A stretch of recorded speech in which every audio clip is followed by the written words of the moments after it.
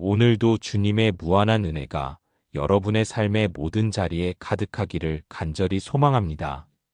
오늘 우리가 함께 나눌 이야기는 우리 가슴 속에 깊이 박혀 있는 찬송, 하나님의 은혜로라는 곡에 담긴 눈물과 감동의 고백입니다. 우리가 즐겨 부르는 찬송가 310장, 하나님의 은혜로, 이 찬송을 지은 다니엘 휘틀 소령의 이야기를 아십니까?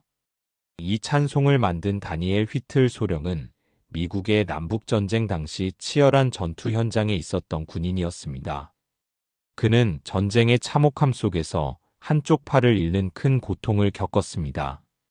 병원 침대에 누워 잘려나간 팔과 마주하며 그는 인생의 가장 어둡고 깊은 절망의 구렁텅이에 빠져 있었습니다. 그때 병원에서 고통 속에 신음하며 죽어가던 한 어린 병사가 그를 간절히 불렀습니다. 소령님, 제발 저를 위해 기도 좀 해주세요. 저 너무 무서워요. 제발요. 휘틀 소령은 당황했습니다. 자신은 하나님을 제대로 알지도 못했고 기도하는 법조차 몰랐기 때문입니다. 하지만 죽어가는 병사의 그 절박한 눈빛을 외면할 수 없었던 그는 처음으로 주님 앞에 무릎을 꿇었습니다. 하나님, 저는 당신을 잘 모릅니다. 하지만 이 어린 병사가 너무나 힘들어합니다. 부디 이 아이를 긍휼히 여겨 주옵소서. 그 짧고 서툰 기도가 끝났을 때 휘틀 소령의 마음속에는 설명할 수 없는 평안과 뜨거운 눈물이 솟구쳤습니다. 팔 하나를 잃고서야 비로소 만나게 된 그 신비로운 사랑, 도대체 왜 나 같은 자에게 이런 믿음을 주시는지 알 수 없지만 나를 붙드시는 그 거대한 손길을 그는 체험하게 된 것입니다. 사랑하는 여러분, 휘틀 소령의 이 고백은 오늘을 살아가는 우리 모두의 고백이기도 합니다. 인생의 폭풍우 속에서 방향을 잃고 헤매던 우리를, 이름도 빛도 없던 우리를 찾아오신 그 은혜의 비밀을 오늘 함께 깊이 묵상해 보고자 합니다. 오늘 이 영상이 여러분의 지친 영혼에 다시 일어설 힘이 되기를 소망합니다. 아직 은혜와 기도 채널의 가족이 아니시라면 구독과 좋아요로 이 사역에 동참해 주시기를 부탁드립니다. 알림 설정까지 해두시면 매일 전해드리는 영적인 위로와 지혜를 가장 먼저 만나보실 수 있습니다. 자, 이제 그 신비로운 은혜의 세계로 함께 들어가 보겠습니다. 첫 번째로 우리가 깊이 묵상할 주제는 하나님의 구원은 우리의 공로가 아닌 전적인 은혜라는 사실입니다. 인생을 살아가다 보면 우리는 자꾸만 보상과 대가의 원리에 익숙해지게 됩니다. 내가 이만큼 노력했으니 이 정도 결과는 얻어야지, 혹은 내가 하나님께 이만큼 헌신했으니 이런 복은 주시겠지라는 생각이 우리 마음 한구석에 자리 잡습니다. 세상은 철저히 자격을 묻습니다. 능력이 있어야 대우를 받고 실수가 없어야 인정을 받는 것이 우리가 사는 사회의 냉혹한 법칙입니다. 하지만 하나님의 나라는 전혀 다른 법칙으로 움직입니다. 바로 자격 없는 자에게 거저 주시는 선물, 은혜의 법칙입니다. 우리가 하나님의 자녀가 된 것은 우리가 착해서도 아니고 남들보다 기도를 많이 해서도 아닙니다. 오직 하나님이 우리를 사랑하기로 작정하셨기 때문입니다. 에베소서 2장 8절 말씀입니다. 너희는 그 은혜에 의하여 믿음으로 말미암아 구원을 받았으니 이것은 너희에게서 난 것이 아니요 하나님의 선물이라. 에베소서 2장 8절 말씀은 우리 구원의 출발점이 어디인지를 명확하게 선언합니다. 이것은 우리에게서 난 것이 아닙니다. 우리의 열심이나 도덕적인 완벽함이 구원을 만든 것이 아니라 하나님이 먼저 내미신 사랑의 손길이 우리를 구원한 것입니다. 선물은 받는 사람이 대가를 지불하지 않는 것입니다. 만약 우리가 대가를 치렀다면 그것은 선물이 아니라 임금입니다. 하나님은 우리에게 구원을 임금으로 주지 않으시고 도무지 갚을 길 없는 선물로 주셨습니다. 이 진리를 깨달을 때 우리는 비로소 참된 자유를 누릴 수 있습니다. 누군가에게 인정받으려 애쓰지 않아도 되고 실수했다고 해서 하나님의 사랑에서 끊어질까봐 전전긍긍하지 않아도 됩니다. 그렇다면 이 은혜를 우리는 어떻게 삶에 적용할 수 있을까요? 그것은 바로 비교하는 마음을 내려놓는 것입니다. 남들보다 더 많이 가졌다고 교만할 이유도 없고, 남들보다 부족하다고 낙심할 이유도 없습니다. 나의 가치는 내가 가진 것이나 나의 성취에 있는 것이 아니라 하나님이 나를 위해 독생자 예수님을 내어주셨다는 그 사실에 있기 때문입니다. 오늘 하루 거울을 보며 이렇게 선포해 보십시오. 나는 하나님의 은혜로 사는 소중한 존재다. 나의 부족함에도 불구하고 하나님은 여전히 나를 사랑하신다. 이 고백이 여러분의 무거운 어깨를 가볍게 하고 굳어있던 여러분의 마음에 평안의 강물이 흐르게 할 것입니다. 한 믿음의 가족의 이야기를 들려드리고 싶습니다. 이분은 평생을 완벽주의자로 사셨습니다. 자녀들에게도 엄격했고 교회에서도 누구보다 앞장서서 봉사하며 흠잡힐 데 없는 삶을 살기 위해 노력하셨습니다. 그런데 어느 날 갑자기 찾아온 질병으로 인해 몸을 움직일 수 없게 되었습니다. 아무것도 할 수 없는 침상에 누워있을 때 그분은 극심한 죄책감에 시달렸습니다. 하나님께 봉사도 못하고 가족들에게 짐만 되는 자신이 가치 없게 느껴졌던 것입니다. 그때 그분이 에베소서 2장 8절 말씀을 깊이 묵상하게 되었습니다. 그동안 자신이 해왔던 모든 헌신이 사실은 은혜에 보답하는 감사가 아니라 하나님께 자격을 인정받으려는 몸부림이었음을 깨닫게 된 것입니다. 눈물을 흘리며 그분은 고백하셨습니다. 하나님, 제가 아무것도 할 수 없는 이 순간에도 주님은 여전히 저를 사랑하시는군요. 이제야 제가 하나님의 은혜가 무엇인지 알 것 같습니다. 이 깨달음 이후 그분의 얼굴에는 이전에 볼 수 없었던 진정한 평안이 깃들기 시작했습니다. 몸은 여전히 연약했지만 그분의 영혼은 그 어느 때보다 강건해졌습니다. 사랑하는 여러분, 여러분도 혹시 무언가를 증명하기 위해 지쳐있지는 않으십니까? 하나님은 여러분의 성취를 보고 사랑하시는 것이 아니라 여러분 존재 자체를 사랑하십니다. 그 은혜의 품 안에 오늘 푹 쉬시기를 바랍니다. 두 번째로 우리가 살펴볼 주제는 믿음 또한 하나님의 은혜로 주어진 선물이라는 점입니다. 때때로 우리는 내가 예수님을 믿기로 선택했다고 생각하기 쉽습니다. 내가 복음을 들었고, 내가 마음을 열었으며, 내가 고백했으니 이 믿음은 내 것이라고 생각할 수 있습니다. 하지만 한 걸음 더 깊이 들어가 보면 그 믿음을 갖게 된 과정조차도 성령님의 도우심이 없었다면 불가능한 일임을 알게 됩니다. 수많은 사람이 복음을 듣지만 모든 사람이 그 말씀에 반응하는 것은 아닙니다. 세상의 지혜로는 십자가의 도가 미련해 보이고 죽은 예수가 다시 살아났다는 이야기가 허무맹랑하게 들릴 뿐입니다. 그런데 어떻게 우리는 그 놀라운 사실이 믿어지게 되었을까요? 그것은 우리의 지성이 뛰어나서가 아니라 하나님의 영이 우리의 닫힌 마음의 눈을 열어주셨기 때문입니다. 고린도전서 12장 3절 말씀입니다.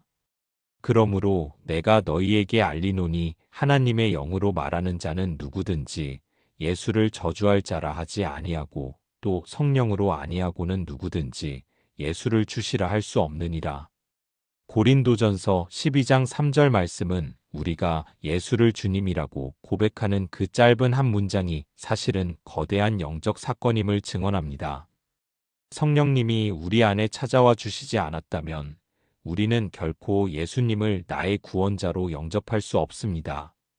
우리가 예배 자리에 나와 앉아 있는 것, 힘들 때 주님의 이름을 부르며 기도하는 것, 말씀 한 구절에 가슴이 뜨거워지는 것.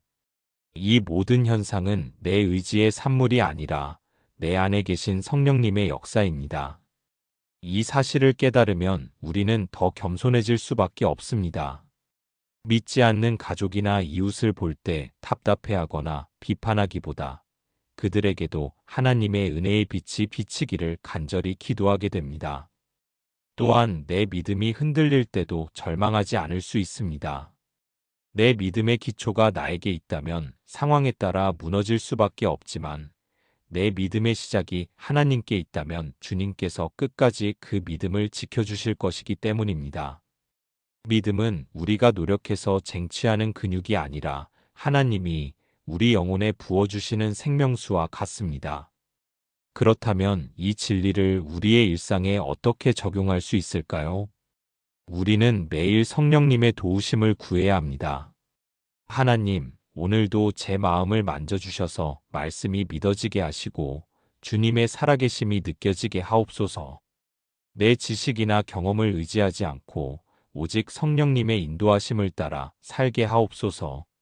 이렇게 기도하며 나아갈 때 우리는 삶의 거친 파도 앞에서도 흔들리지 않는 견고한 믿음 위에 서게 될 것입니다. 한 집사님의 구체적인 사례를 말씀드리고 싶습니다. 이분은 평생 의심이 많으셨습니다. 교회는 다니셨지만 성경의 기적들이나 하나님의 살아계심이 지적으로 동의되지 않아 늘 고민이 많으셨습니다. 자신은 믿음이 없는 가짜 신앙인인 것 같아 괴로워하셨지요. 그러던 어느 날 고린도전서 12장 3절 말씀을 묵상하며 조용히 기도하셨습니다. 하나님, 저는 도무지 믿어지지 않습니다. 성령님, 제 마음을 좀 도와주세요. 그렇게 간절히 기도하던 중 마음속에 알 수 없는 뜨거운 눈물이 쏟아지기 시작했습니다. 머리로는 설명할 수 없지만 십자가에서 흘리신 예수님의 피가 나를 위한 것이라는 사실이 가슴으로 믿어지기 시작한 것입니다. 지식의 벽이 무너지고 은혜의 파도가 몰려온 순간이었습니다. 그날 이후 집사님은 더 이상 믿음을 증명하려 애쓰지 않으십니다. 그저 내 안에 계셔서 믿게 하시는 성령님께 감사하며 매 순간 그분의 세밀한 음성에 귀를 기울이고 계십니다. 사랑하는 여러분, 믿음이 없어서 고민 중이신가요? 내 믿음이 너무 작아 보여서 걱정되시나요? 걱정하지 마십시오. 여러분을 부르신 하나님이 여러분의 믿음을 끝까지 붙드실 것입니다. 여러분이 예수를 주라 고백하는 그 순간, 이미 하나님의 가장 위대한 기적은 여러분의 삶 속에 시작되었습니다. 우리는 알 수 없지만 하나님은 이미 다 알고 계시며 우리를 은혜의 길로 인도하고 계십니다. 세 번째로 우리가 나눌 은혜의 깊은 비밀은 고난을 견디게 하고 마침내 이기게 하는 족한 은혜입니다. 인생의 길을 걷다 보면 우리는 예기치 못한 폭풍우를 만날 때가 참 많습니다.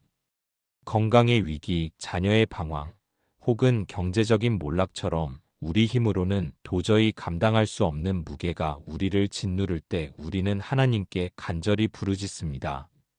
하나님, 제발 이 가시를 좀 제거해 주십시오. 이 고통에서 저를 좀 건져내 주십시오라고 말입니다. 그런데 때로는 우리의 그 간절한 기도에도 불구하고 상황이 나아지지 않을 때가 있습니다. 하나님이 내 기도를 듣지 않으시는 것 같고 나만 이 거친 광야에 홀로 버려진 것 같은 외로움이 우리를 엄습합니다. 그럴 때 사도 바울의 고백은 우리에게 새로운 영적인 시각을 열어줍니다. 고린도후서 12장 9절 말씀입니다. 나에게 이르시기를 내 은혜가 내게 족하도다 이는 내 능력이 약한 데서 온전하여짐이라 하신지라. 그러므로 도리어 크게 기뻐함으로 나의 여러 약한 것들에 대하여 자랑하리니 이는 그리스도의 능력이 내게 머물게 하려 함이라. 고린도후서 12장 9절에서 주님은 바울에게 아주 놀라운 대답을 하십니다. 문제의 해결이 아니라 내 은혜가 내게 족하다는 선포입니다. 바울은 자신의 몸에 있는 가시를 제거해달라고 3번이나 간절히 기도했습니다. 여기서 3번은 단순히 횟수가 아니라 자신의 생명을 건 처절한 기도를 의미합니다.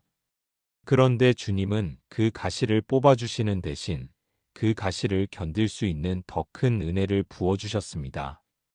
족하다는 것은 모자람이 없다는 뜻입니다. 우리는 문제가 사라져야 평안할 것이라고 생각하지만 주님은 문제 한복판에서도 평안을 누릴 수 있는 넉넉한 은혜를 약속하십니다. 왜 하나님은 가시를 남겨두실까요? 그것은 우리의 약함이 하나님의 능력이 머무는 통로가 되기 때문입니다. 우리가 너무 강하면 하나님의 능력이 들어설 자리가 없습니다. 하지만 우리가 나의 한계를 인정하고 주님 앞에 엎드릴 때 비로소 하나님의 전능하심이 우리 삶의 실제가 됩니다. 그렇다면 이 족한 은혜를 우리는 어떻게 삶에 적용할 수 있을까요? 가장 먼저는 나의 상황을 바라보는 시선을 바꾸는 것입니다.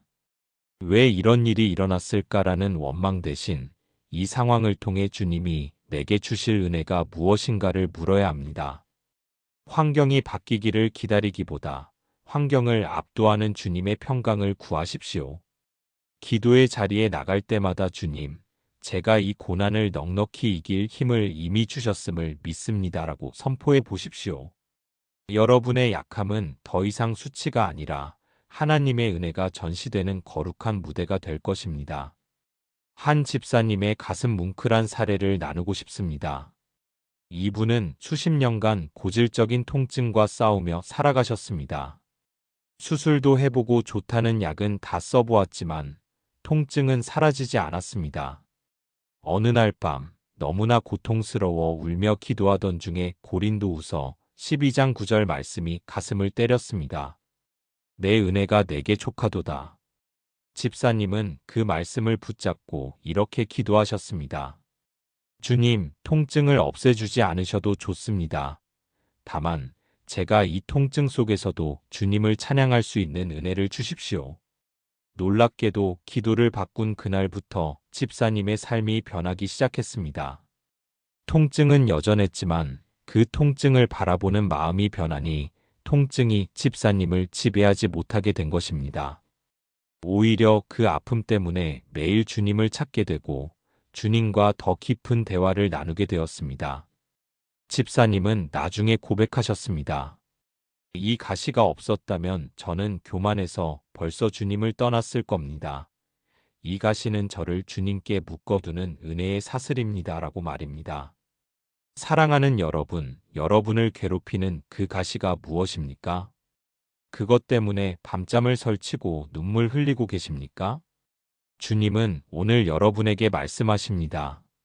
사랑하는 내 아들아, 내 딸아, 내 은혜가 내게 족하단다. 그 주님의 음성을 듣고 다시 일어서십시오. 여러분의 약함 속에 머무는 그리스도의 능력이 여러분을 마침내 승리하게 하실 것입니다.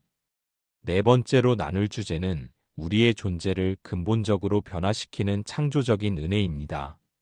우리는 흔히 은혜를 단순히 내가 필요한 것을 받는 수단으로 생각할 때가 많습니다. 하지만 하나님의 은혜는 우리의 상황을 바꾸는 것을 넘어 우리 자신을 완전히 새로운 존재로 빚어내시는 힘이 있습니다. 세상은 사람을 고쳐 쓰는 것이 아니라고 말하며 냉소합니다. 성격은 변하지 않고 습관은 굳어지며 과거의 상처는 평생을 따라다닌다고 위협합니다. 하지만 하나님의 은혜는 이 모든 세상의 상식을 뒤엎습니다. 핍박자 사울을 사도 바울로 만드셨던 그 은혜가 오늘 우리를 만지면 우리 또한 상상할 수 없는 새로운 삶을 살게 됩니다. 고린도전서 15장 10절 말씀입니다.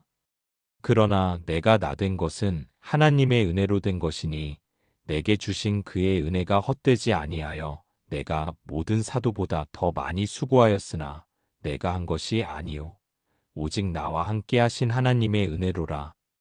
고린도전서 15장 10절 말씀은 바울 인생 전체를 관통하는 가장 위대한 고백입니다. 나의 나된 것은 오직 하나님의 은혜로 된 것이다. 바울은 자신의 과거를 잘 아는 사람이었습니다. 교회를 핍박하고 믿는 자들을 죽음으로 몰아넣었던 결코 용서받을 수 없는 죄인이었음을 그는 잊지 않았습니다. 그런데 그 추악한 과거를 덮고 오히려 이방인을 향한 빛의 사자로 세우신 것이 바로 하나님의 일방적인 은혜였습니다. 이 은혜는 바울의 성격과 삶의 목적, 그리고 가치관 전체를 송두리째 바꾸어 놓았습니다. 우리가 주목해야 할 것은 바울이 그 은혜에 반응하여 누구보다 더 많이 수고했다는 점입니다. 하지만 그는 그 수고조차 자신의 공로로 돌리지 않았습니다. 열심히 일한 후에도 내가 한 것이 아니요 오직 하나님의 은혜라고 고백했습니다. 이것이 바로 은혜를 경험한 자의 탁월함입니다. 교만할 틈도 없고 자책할 틈도 없는 오직 은혜의 통로로만 기능하는 인생입니다. 우리는 이 은혜의 역사를 어떻게 우리 삶에 초청할 수 있을까요? 자신의 한계에 갇혀 절망하지 마십시오. 나는 성격이 원래 이래서 안 돼. 내 과거가 이래서 나는 축복받을 수 없어라는 거짓말에 속지 마십시오.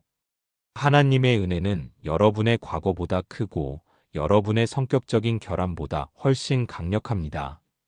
매일 아침 눈을 뜰 때마다 나의 나된 것은 오직 하나님의 은혜입니다라고 선포하십시오. 은혜를 사모하는 자에게 하나님은 새로운 성품과 새로운 열정을 부어주실 것입니다. 한 집사님의 구체적인 사례를 들려드리고 싶습니다. 이분은 평생 분노 조절이 힘들어서 가족들에게 큰 상처를 주며 사셨습니다. 본인도 괴로워서 여러 번 결심해 보았지만 번번이 실패하고 자책하며 사셨지요. 그러던 중 제자 훈련을 통해 하나님의 은혜를 깊이 인격적으로 만나게 되었습니다. 하나님이 자신 같은 죄인을 얼마나 오래 참아주셨는지를 깨달은 순간 그분의 마음속에 얼어붙었던 얼음산이 녹아내리기 시작했습니다. 그날 이후 집사님은 화가 치밀어 오를 때마다 주님의 은혜를 떠올렸습니다. 하나님, 제가 무엇이기에 저를 참아주셨습니까? 저도 주님의 은혜로 이 마음을 다스리게 하옵소서. 놀랍게도 거칠었던 말투가 부드러워지고 가족들을 향한 눈빛이 따뜻하게 변했습니다. 가장 가까운 아내가 집사님의 변화를 보고 함께 울며 하나님께 감사했습니다. 집사님은 고백하셨습니다. 제 의지로는 1분도 참지 못하던 제가 이렇게 변한 것은 100% 하나님의 은혜입니다라고 말입니다. 사랑하는 여러분, 여러분은 지금 어떤 모습으로 살아가고 계십니까? 변하지 않는 자신 때문에 실망하고 계신가요? 낙심하지 마십시오. 바울을 바꾸셨던 그 은혜의 하나님이 지금 여러분 곁에 계십니다. 그분의 은혜가 여러분의 삶을 헛되지 않게 하실 것이며 여러분을 주님의 영광을 드러내는 아름다운 그릇으로 빚으실 것입니다. 다섯 번째로 우리가 묵상할 은혜는 우리의 실패와 죄악까지도 덮어주시는 회복의 은혜입니다. 인생을 살다 보면 우리는 수없이 넘어집니다. 하나님 앞에서 거룩하게 살겠다고 다짐하지만 돌아서면 또다시 죄의 유혹에 빠지고 세상의 가치관에 무릎을 꿇기도 합니다. 그럴 때 우리 마음속에는 수치심과 죄책감이 찾아옵니다. 하나님이 나 같은 사람을 여전히 사랑하실까? 내가 또 이렇게 실수했는데 주님이 내 기도를 들어주실까? 이런 부정적인 생각들은 우리를 하나님으로부터 멀어지게 만듭니다. 하지만 복음의 핵심은 우리가 잘할 때만 사랑받는 것이 아니라 우리가 죄인 되었을 때 이미 우리를 위해 죽으신 하나님의 사랑에 있습니다. 로마서 5장 20절 말씀입니다. 율법이 들어온 것은 범죄를 더하게 하려 함이라. 그러나 죄가 더한 곳에 은혜가 더욱 넘쳤나니. 로마서 5장 20절 말씀은 우리의 상식을 뛰어넘는 파격적인 선포입니다. 죄가 더한 곳에 은혜가 더욱 넘쳤다는 것입니다.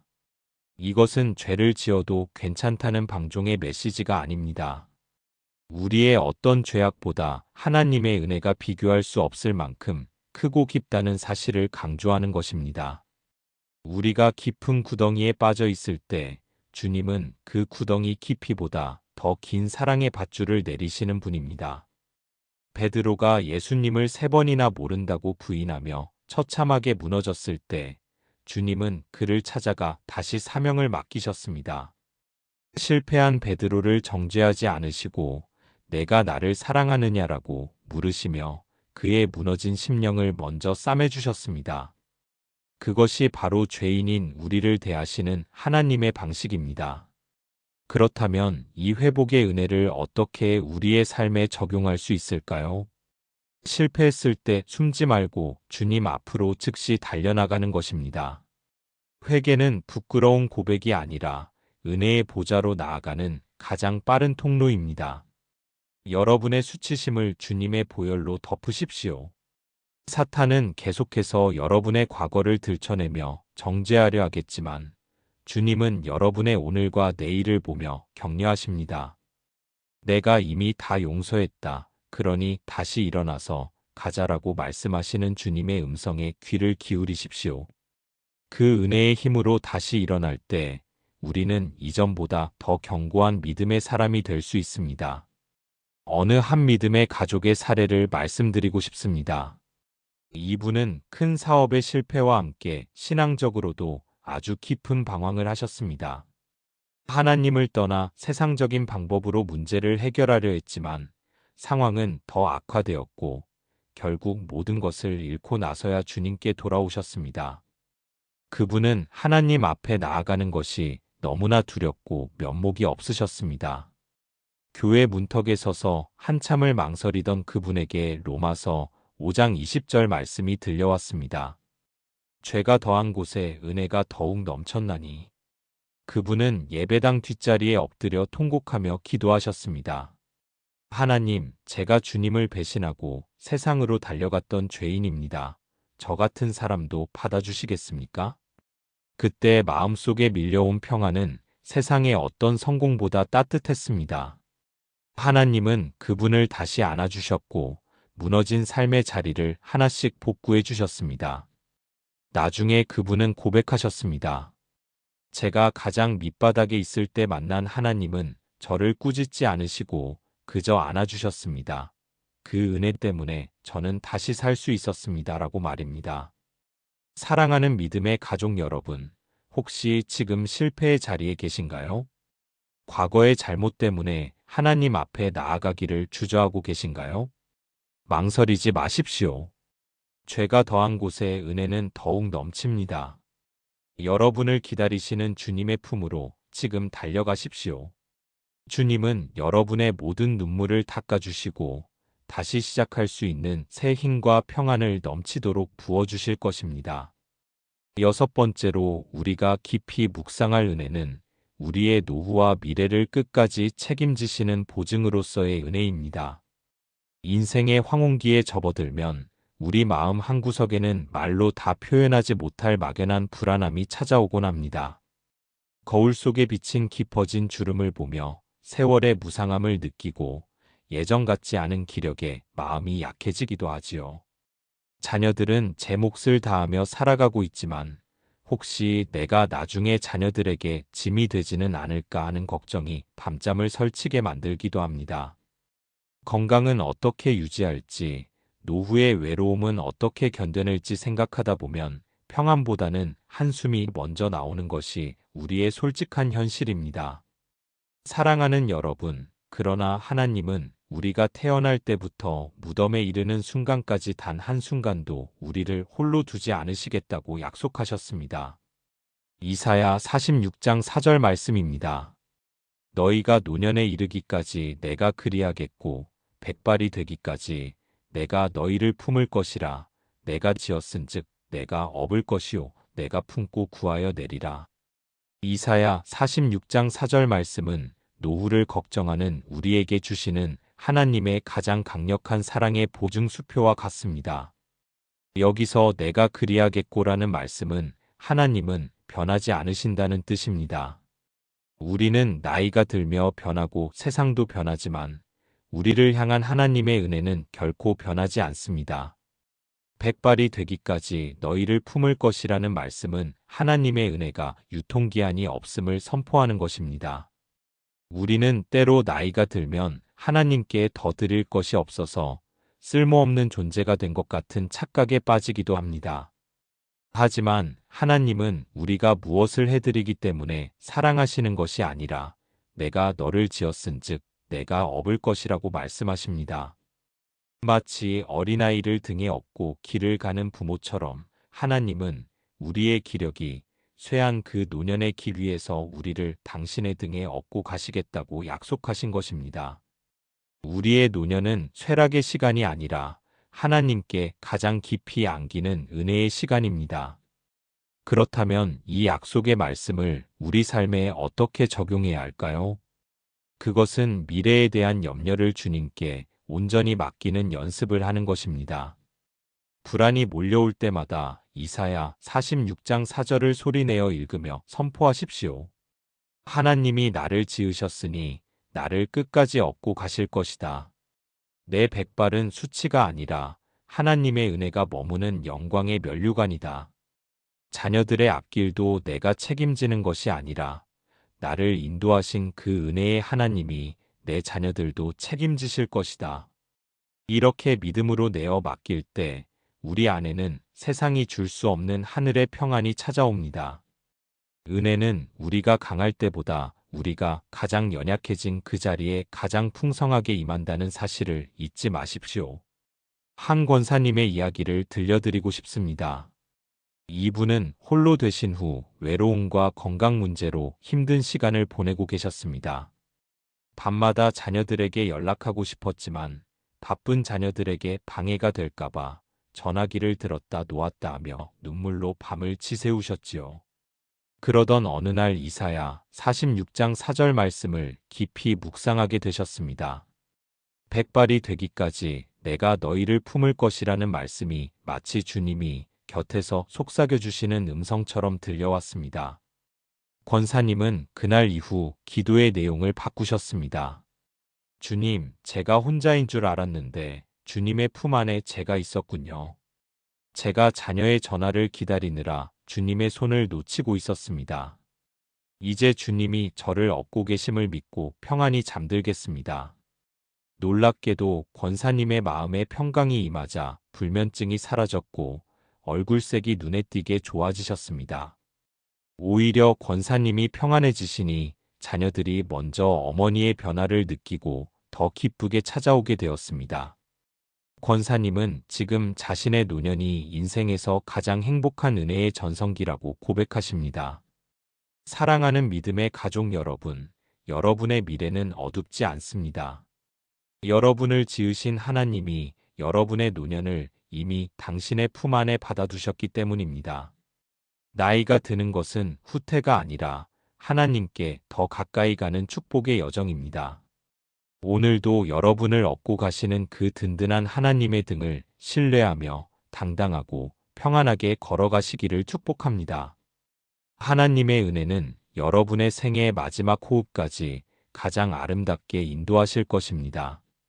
7번째로 우리가 가슴에 새길 은혜는 우리를 사명의 자리로 부르시고 강하게 하시는 능력으로서의 은혜입니다. 우리는 은혜라고 하면 단순히 마음이 편안해지거나 위로받는 것 정도로 생각하기 쉽습니다. 하지만 성경이 말하는 진짜 은혜는 우리를 다시 일으켜 세워 주님이 맡기신 일을 감당하게 만드는 폭발적인 에너지입니다. 특히 인생의 후반전을 지나시는 분들 중에는 이제 나는 기력도 없고 아는 것도 없어서 주님을 위해 할 수 있는 일이 아무것도 없다고 낙심하시는 분들이 많습니다. 그저 교회에 나와 예배만 드리는 것이 전부라고 생각하며 스스로를 사명의 자리에서 멀어지게 하시기도 하지요.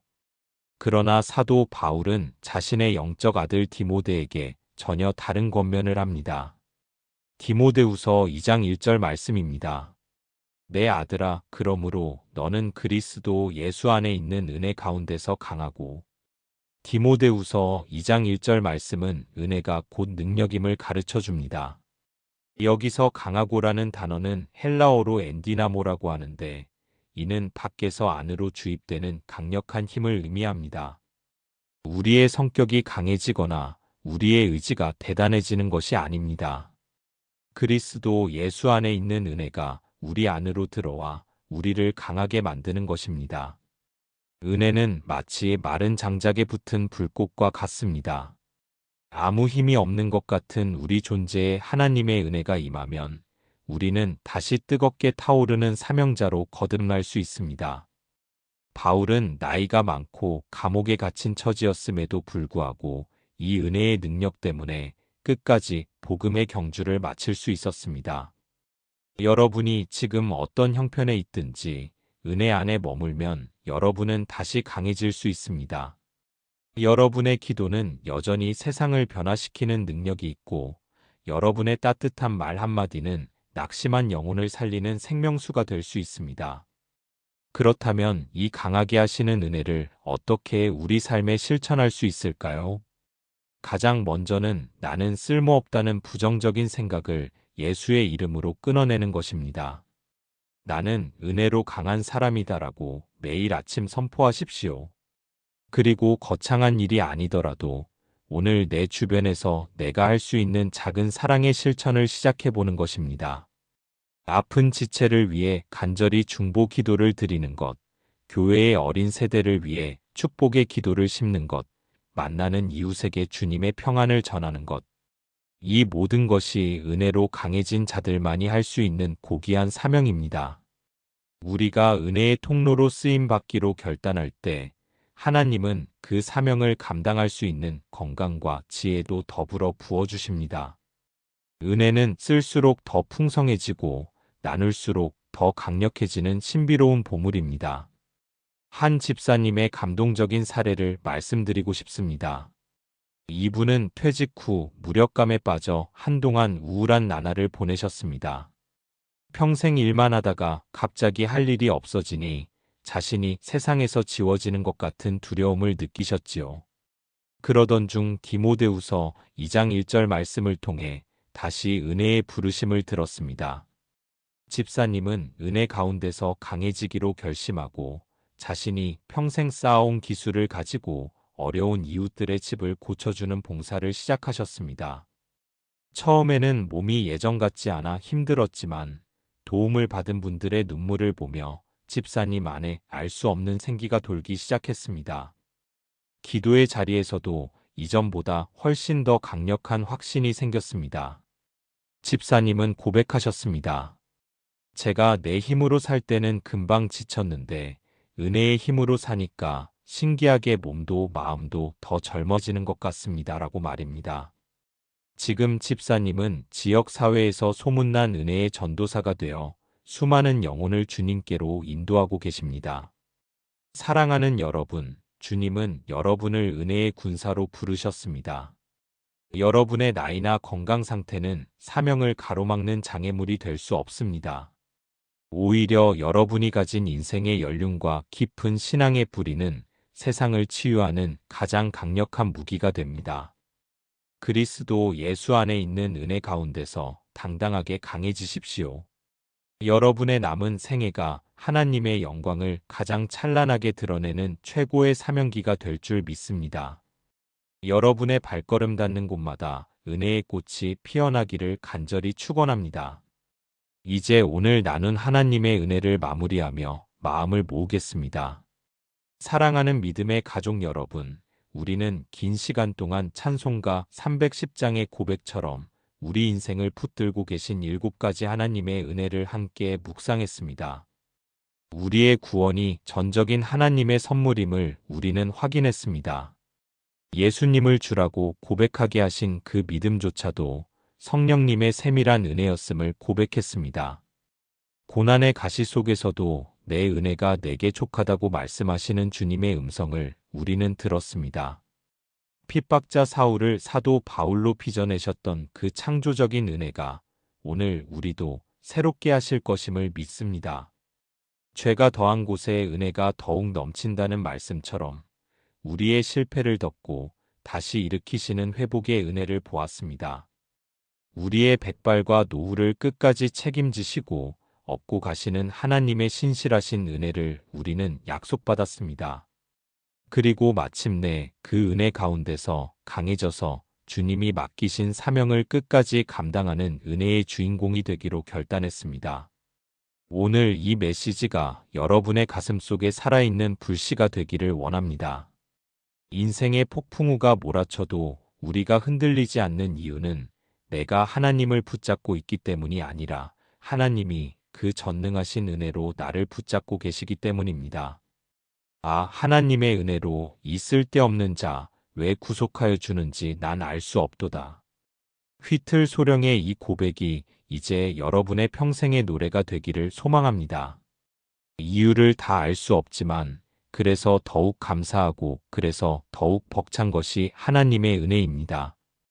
여러분이 걸어가는 그 모든 길 위에 하나님의 은혜가 안개처럼 짙게 내려앉아 여러분을 보호하고 인도하실 것입니다. 이제 평안히 세상 속으로 나아가십시오. 여러분을 사랑하시는 하나님이 여러분과 영원토록 함께 하십니다. 마지막으로 여러분을 위해 간절히 기도하겠습니다. 은혜의 근원 되시는 하나님 아버지, 오늘 하나님의 은혜로라는 말씀을 통해 큰 위로와 소망을 주시니 감사합니다.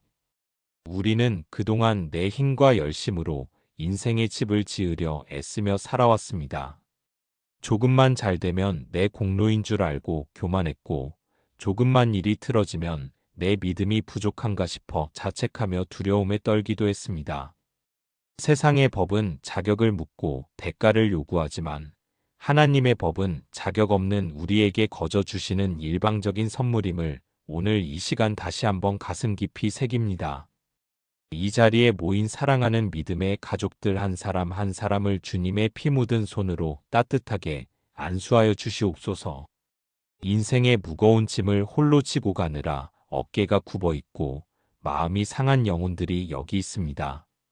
다니엘 휘틀 소령이 전쟁터에서 팔을 잃고 절망의 구덩이에 빠졌을 때 그를 건져내신 그 은혜의 손길이 오늘 우리의 삶의 현장에도 동일하게 임하기를 간절히 소원합니다. 우리 몸의 가시를 제거해달라고 눈물로 부르짖는 지체들에게 주님의 세밀한 음성을 들려주십시오. 내 은혜가 내게 족하도다. 이는 내 능력이 약한 데서 온전하여짐이라 하신 그 말씀이 우리 영혼의 뼛속까지 스며들게 하옵소서. 우리의 약함은 수치가 아니라 하나님의 능력이 머무는 거룩한 보좌임을 믿음으로 선포합니다. 하나님, 우리는 여전히 부족합니다.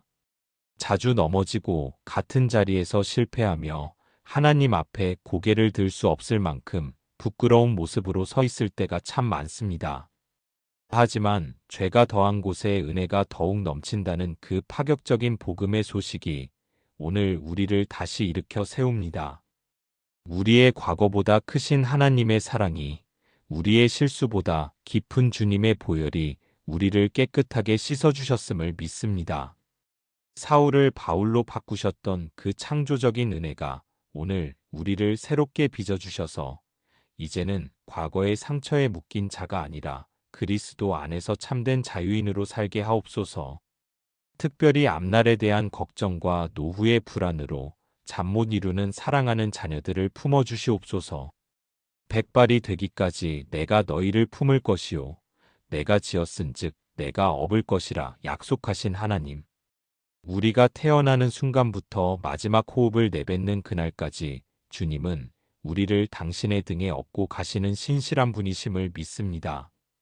자녀들에게 짐이 될까 두려워하는 마음을 거두어 주시고 하나님이 나의 가장 든든한 보증인이 되신다는 사실에 안식하게 하옵소서. 우리의 남은 생애가 쇠락의 시간이 아니라 하나님의 은혜가 가장 찬란하게 빛나는 전성기가 되게 하여 주시옵소서. 이제는 우리만 이 은혜를 누리고 즐거워하는 자가 아니라 은혜에 빚진 자로서 세상에 그 사랑을 흘려보내는 축복의 통로가 되기를 원합니다.